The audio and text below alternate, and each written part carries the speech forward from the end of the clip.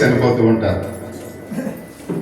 ఈ సంవత్సరం చివరిలో, సంవత్సరం ప్రారంభంలో ఎక్కువ మరణాల సంఖ్య చాలా పెరుగుతూ ఉంటుంది. అయినప్పుడు కూడా మనం సజీవ లెక్కలో ఉంచినందుకు దేవునికి కృతజ్ఞతాస్తుతులు చెల్లించాలి. ఈ 2వ అడ్వెంట్ ఆదివారంలో దేవుడు మనను ప్రవేశపెట్టినందుకు దేవునికి వందనాలు తెలియపరుస్తూ, ఇక్కడ దేవుని యొక్క వాక్య భాగంలో మనం చూసినట్లయితే, ఆ దినముల యందు బాప్తిజం ఇచ్చే యోహాను వచ్చి పరలోక రాజ్యము సమీపించి ఉన్నది, మారు మనసు పొందుడని యోదయ అరణ్యములో ప్రకటించుచుండెను. ప్రభు మార్గము సిద్ధపరచుడి, ఆయన త్రోవలో సవాలము చేయుడి, అరణ్యములో కేక వేయున ఒక నిశ్శబ్దము అని మనం చూస్తూ ఉన్నాం. ప్రవక్త అయిన యెషయా ఆయన ద్వారా చెప్పబడిన ఈ మాటలు ఎవరి గురించి అని మనం ఆలోచన చేస్తున్నప్పుడు, ఎవరి గురించి రాశాడైనా చెప్పాలి, యోహాను గారి గురించి రాసినట్లుగా మనం చూస్తూ ఉన్నాం. అంటే ప్రియ సహోదరి సహోదరా, ఈ యోహాను ఒంటె రోమముల వస్త్రములను మొల చుట్టూ తోలుదట్టియు ధరించుకున్నవాడు, మిడతలను అడవి తేనెయు అతనికి ఆహారము. ఆ సమయమున యెరూషలేముల వారును యూదా వారును ఆ యొర్దాను నది ప్రాంతముల వారందరూ అతని యొద్దకు వచ్చి తమ పాపములను ఒప్పుకొని యొర్దాను నదిలో అతని చేత బాప్తిజం పొందిరి. ప్రియ సహోదరి సహోదరుడా, ఈ రోజుల్లో మనం చూస్తూ ఉన్నాం, దేవుని యొక్క వాక్యము చేత, సంస్కారము చేత ఆయన మన దగ్గరికి వస్తూ ఉన్నాడు అనే విషయాన్ని మనం గమనించాలి. ప్రభు దేని ద్వారా అనుదిన మన జీవితాల్లో ఆయన వస్తూ ఉన్నాడు? వాక్యం ద్వారా వస్తూ ఉన్నాడు, సంస్కారాల ద్వారా వస్తూ ఉన్నాడు. సంస్కారాలు ఏంటి? 2. 1 బాప్తిజము, 2 ప్రభురాజ్య సంస్కారం. ఇవి కృపా వాహనములైనట్లుగా మనం చూస్తూ ఉన్నాం. ఇవి ఏమైనాయంట? కృపా వాహనములు. అంటే కృపా వాహనముల చేత ఒకసారి బయట మాట్లాడతానండి శ్లోకం. కాబట్టి కృపా వాహనముల చేత దేవుడు మన దగ్గరికి వస్తూ ఉన్నాడు అనే విషయాన్ని మనం చూస్తూ ఉన్నాం. అంటే ప్రియ సహోదరి సహోదరా, అంతేకాదు ఆయన అంటున్నాడు, మృతుల పునరుద్ధానములను మనం చూస్తూ ఉన్నాం. మృతులను ఆయన సజీవులను కూడా తీర్పు తీర్చడానికి యేసుక్రీస్తు వారు మరలా వస్తూ ఉన్నాడు. ఎవరికి తీర్పు తీరుస్తాడంటే ఆయన? మృతులొందిన వారికి, సజీవులైన మనకు కూడా ఆయన తీర్పు తీర్చేవాడుగా ఉన్నాడు. ఒకవేళ మనం చనిపోయాం కదా, చనిపోయేంత వరకు మనం ఎలా బ్రతికినా పర్వాలేదు అని ఒకవేళ మనం చనిపోయే ముందు అనుకున్నా, చనిపోయిన తర్వాత కూడా మనల్ని ఆయన విడిచిపెట్టడు. ఒకవేళ బ్రతికుండి మనం చేసే పనులు ఒకవేళ చనిపోయినా కూడా ఆయన విడిచిపెట్టేవాడుగా లేడు. అంటే సజీవులుగా ఉన్న వారికి, మృతులైన వారికి కూడా ఆయన తీర్పు తీర్చడానికి ఆయన మరలా రాబోతూ ఉన్నాడు అని పరిశుద్ధ గ్రంథంలో చాలా స్పష్టంగా ఆయన చెప్తూ ఉన్నాడు. ఈరోజు మనం చూస్తున్నప్పుడు ఈ లోకానికి యేసు మొదటి వచ్చిన ఆ తీరి మనం అందరం కూడా తెలుసు. ఆయన ఎలా వచ్చాడో మనందరం కూడా చూస్తాం. ఆయన పశువుల పాకలో ఆయన జన్మించాడు అనే విషయాన్ని లేఖన భాగంలో మనం చూస్తూ ఉన్నాం. అంటే ప్రియ సహోదరి సహోదరా, కాబట్టి మొదటిసారిగా ప్రభువారు ఈ లోకానికి రావడానికి పరిశుద్ధ గ్రంథం ఏమని చెప్తుందంటే, చాలా సంవత్సరాల క్రితం దేవుడు ఆయన మార్గాన్ని సిద్ధపరిచాడు అనే విషయానికి మనం చూస్తూ ఉన్నాం. అంటే ఆయన ఈ లోకానికి రావడానికి ముందుగానే దేవుడు ఈ లోకాన్ని ఏం చేశాడంట? సిద్ధపరిచాడు. అంటే ఆయన వస్తూ ఉన్నాడు. వచ్చేసరికి ఈ లోకమంతా కూడా ఎలా ఉండాలి? సిద్ధపడి ఉండాలి.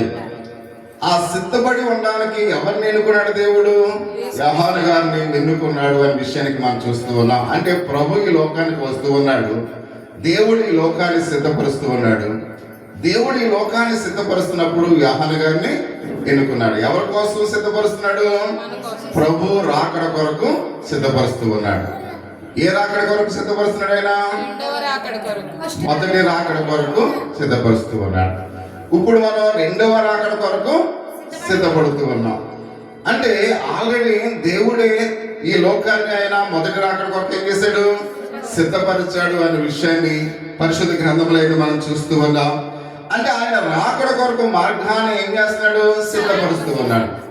చూడండి, మనం ఏదైనా ఒక గృహాన్ని కట్టేటప్పుడు అక్కడున్న అన్ని కూడా ఏం చేస్తాం, సరి చేస్తాం. ఎత్తు పొలాలన్నీ కూడా సరి చేసి అదంతా కూడా ఇక్కడ సమానంగా ఉన్న తర్వాత గృహాన్ని కట్టడానికి ఇష్టపడుతుంటాం. అలాగనే ఒక రోడ్డు మార్గం వేయాలంటే చూడండి, మన గ్రామస్తులందరూ కూడా రోడ్డు కొరకు ఎంతో ప్రయాసపడుతూ ఉన్నారు. ఆ రోడ్డు ఒకవేళ దేవుడి ఆశ్రయంకి శాంక్షన్ అయింది అనుకోండి, అక్కడున్న మార్గం అంతా కూడా ఏం చేస్తారు, సరళం చేస్తారు. అక్కడ ఉన్న రొప్పలు అవన్నీ కూడా కొట్టేసి అక్కడున్న చెట్లన్నీ కూడా తీసివేసి రోడ్డు వేయడానికి ఏం చేస్తారు, అదంతా కూడా సరళం చేస్తారు. అంటే ఒక వెహికల్ వెళ్ళాలంటే, ఒక వాహనం వెళ్ళాలంటే రోడ్డు అనేది ఎలా ఉండాలి, సమానంగా ఉండాలి. అందుకని రోడ్లు అనేవి అభివృద్ధికి ఎంతో ప్రాముఖ్యమైనవి. అందుకని రోడ్లు ఎప్పుడు కూడా మూసివేయకూడదు. రోడ్లు ఏం చేయకూడదు, మూసివేయకూడదు. అంటే ఫస్ట్ ప్రపంచంలో మొట్టమొదటిగా రోడ్డు మార్గాలను వేసిన దేశం ఏదంటే రోమా ప్రభుత్వం. అంటే రోమియోలు అంత అభివృద్ధి చెందడానికి ప్రధానమైన కారణం ఏంటి, రోడ్డు మార్గాలు వేయటం ద్వారా రోమా ప్రభుత్వం ఆ దినాల్లో ఎంతో అత్యున్నతమైన స్థితిలోకి వెళ్ళింది. అలాగే మనం చూస్తున్న రోడ్డు అనేది చాలా ప్రాముఖ్యమైనది. అందుకని వ్యాపారస్తులు స్థలాలు కొనేటప్పుడు 2 గజాలు దారి అయితే ఒక రేటు ఉంటుంది, 4 గజాల దారిలో ఉన్న స్థలం అయితే ఒక రేటు ఉంటుంది. ఒకవేళ ఎక్కువ పెద్ద మెయిన్ రోడ్ అంటే ఆ పక్కన ఉన్న స్థలాలు ఒక రేటు ఉంటాయి. కారణం ఏంటి, రోడ్డుని బట్టి మన సైట్లు రేట్లు పెరుగుతాయి. అంటే రోడ్డు అనేది, దారి అనేది చాలా ప్రాముఖ్యమైనది. అందుకనే దారిలో ఏం చేయకూడదు, మూసివేయకూడదు. అర్థమవుతుందా? అలా మూసివేయటం వల్ల ఆ గృహాలు కలిగిన వారికి నష్టం రేపొద్దుట. అర్థమవుతుందా? అలాగే ఇక్కడ మనం చూస్తూ ఉన్నాం, యోహాను గారు ఏం చేస్తున్నాడైనా సరళం చేస్తూ ఉన్నాడు. కాబట్టి ప్రభు రాకడ సమీపంగా ఉంది కనుక, ప్రభు వస్తున్నాడు కనుక మొదటి రాకడలో ఆయన సరళం చేయడానికి యోహాను గారు ఈ లోకానికి వచ్చి ఉన్నాడు అనే విషయాన్ని పరిశుద్ధ గ్రంథంలో చాలా తేటతెల్లగా మనం చూస్తూ ఉన్నాం.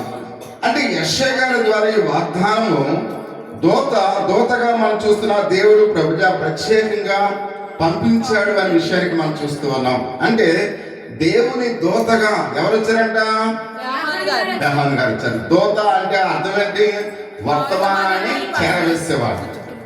దూత అనగా వర్తమానాన్ని చేరవేసేవాడు. పూర్వదినాల్లో ఉత్తరాలు రాయడానికి ఏముండేది కాదు, కాబట్టి సెల్ ఫోన్లు ఉండేవి కాదు. ఒక వార్త వేరే వారికి చెప్పాలంటే ఏం చేసేవారు, మనుషులు పంపించేవారు. ఆ మనుషులు వెళ్ళి ఆ వర్తమానాన్ని అందించేవారు. ఇప్పుడైతే ఏం చేస్తున్నాం, సెల్ ఫోన్ వెంటనే సెల్ ఫోన్లు చేస్తున్నాం. ఇదివరకు ఎవరికైనా డబ్బులు పంపించాలంటే మనీ అడ్రస్ చేసేవారు, ఇప్పుడు ఫోన్ పే చేస్తున్నారు. అంటే అన్ని కూడా ఎంతో మార్పు అనేది మనం చూస్తూ ఉన్నాం.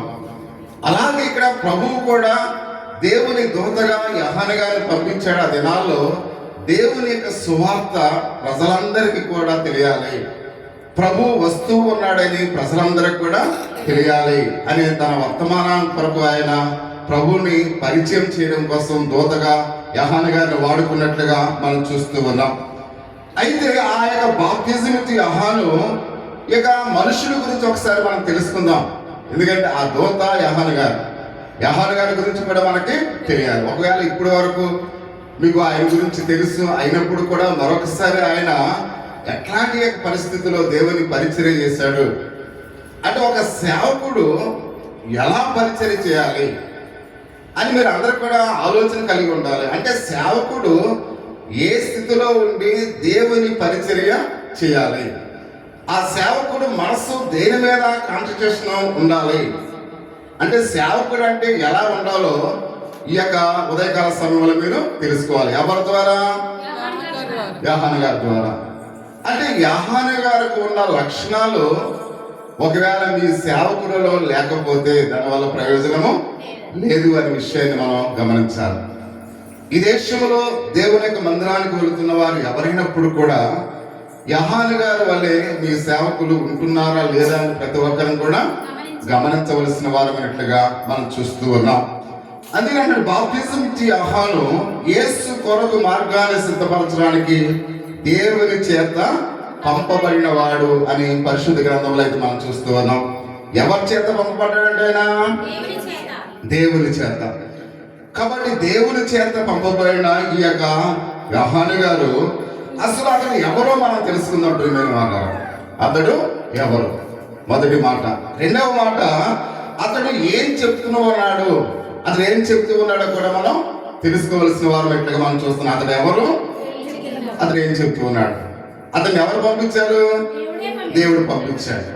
అంటే దేవుడు పంపించిన యోహాను గారు ఎవరు, ఆయన ఏమి చెప్తూ ఉన్నాడు, క్లుప్తంగా కొన్ని విషయాలు మనం ఉదయకాల సమయంలో తెలుసుకుందాం.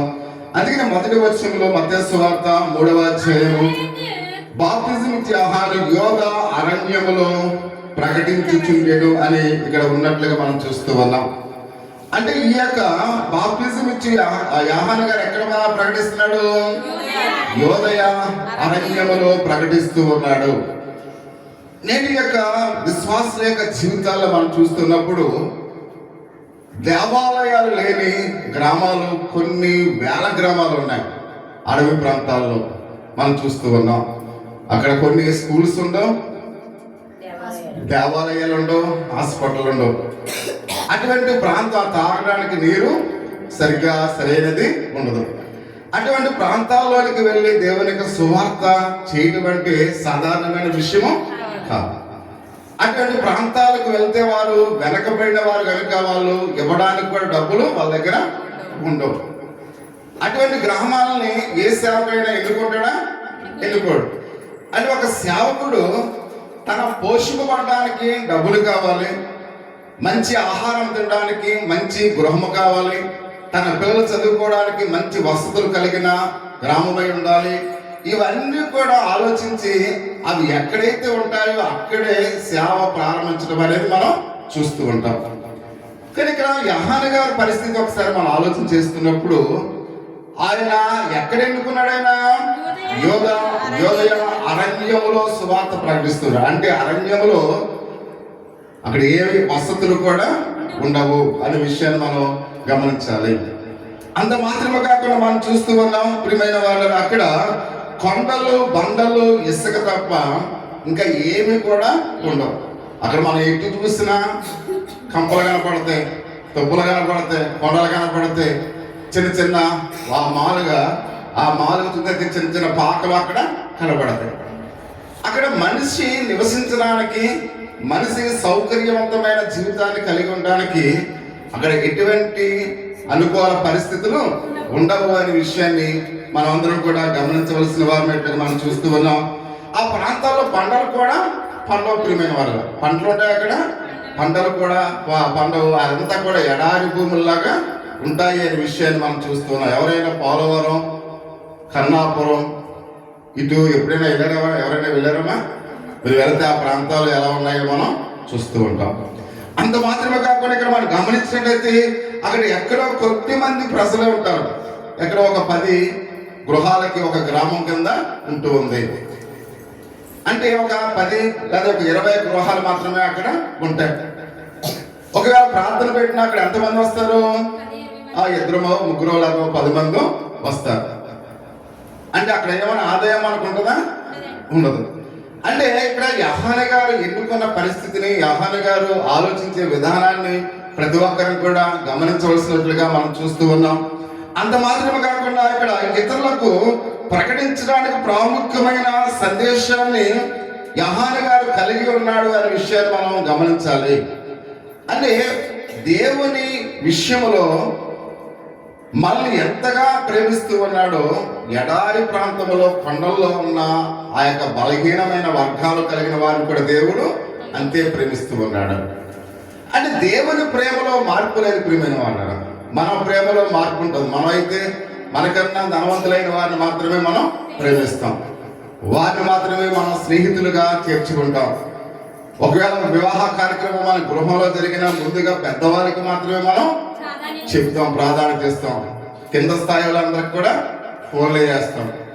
అందుకే కాబట్టి బాగా అందరికీ ఏంటంటే ఒక శుభలేఖ ఏం చేస్తున్నారు, ఆ వీడియో పెట్టేస్తున్నారు. అంటే గృహానికి వెళ్ళి చెప్పే తీరిక కూడా ఎవరికి కూడా ఉంటుంది. అంటే ఇక్కడ మనం చూస్తూ ఉన్నాం, దేవుని ఉద్దేశంలో మాత్రము అందరూ సమానమే. అంటే ఇప్పుడు యోహాను గారు ఒక ముఖ్య సందేశాన్ని కలిగి ఉన్నాడు. అది టౌన్లో మాత్రమే ప్రకటించమని దేవుని ఉద్దేశం కాదు. ఎక్కడైతే మూల ప్రాంతాల్లో ఎవరైతే దేవుని వాక్యానికి దూరంగా ఉంటారో అటువంటి పరిస్థితుల్లో కూడా దేవుని యొక్క సందేశాన్ని వినాలి అని ఆయన ఉద్దేశం ప్రియమైన మాట. అందుకని ఇక్కడ ప్రియ సహోదరి